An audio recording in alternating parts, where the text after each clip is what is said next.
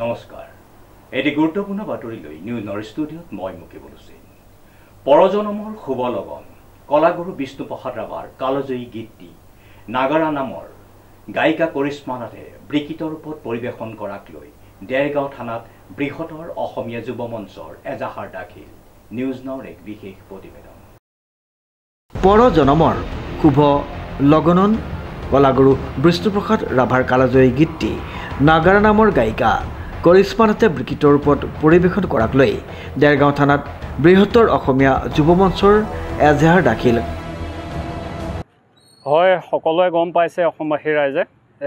কলাগুৰু বিষ্ণুপ্ৰসাদ ৰাভাদেৱৰ সৃষ্টি আৰু জয়ন্ত হাজৰিকাদেৱে কণ্ঠদান কৰা এটা কালজয়ী গীত সেই গীতটো কৰিশ্মা নাথ নামৰ এগৰাকী গায়িকাই বিকৃতকৰণ কৰিছে তাৰ সন্দৰ্ভত যেটো সদৌ অসমীয়া ৰাইজে যেটো প্ৰতিবাদ কৰিছে সেই প্ৰতিবাদৰ অংশীদাৰ বৃহত্তৰ অসমীয়া যুৱ মঞ্চৰ হৈও আমি এজাহাৰ দাখিল কৰিবলৈ আহিছোঁ হয় তেখেতে কাৰো কথা নুশুনি আচলতে গুৰু গোসাঁই নামানে বুলি যেটো কয় সেই তেনেকুৱা ধৰণে তেখেতে নিজৰ ময়মতালিৰে এনেকুৱাখিনি কাম কৰি আছে আৰু দ্বিতীয়তে যাতে এনেকুৱাখিনি কাম নকৰে তাৰ বাবে আমি তেখেতক হকিয়াই দিছোঁ নিজে মনত খুব দুখ পাইছোঁ কাৰণ যিসকল পুৰুধা ব্যক্তিৰ গীত শুনি আমি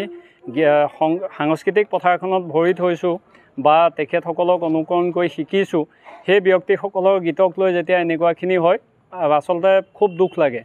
আৰু দ্বিতীয়বাৰ যাতে অকল কৰিশ্মা নাথ বুলিয়ে কোৱা নাই কোনেও যাতে এনেকুৱা নকৰে সেই পুৰুধা ব্যক্তিসকলৰ গীতখিনি তাৰ বাবে আমি হকিয়াই দিছোঁ পৰজনমৰ শুভ লগনত গীতটি বিকৃতকৰণ কৰিছে তাৰ বাবে আমি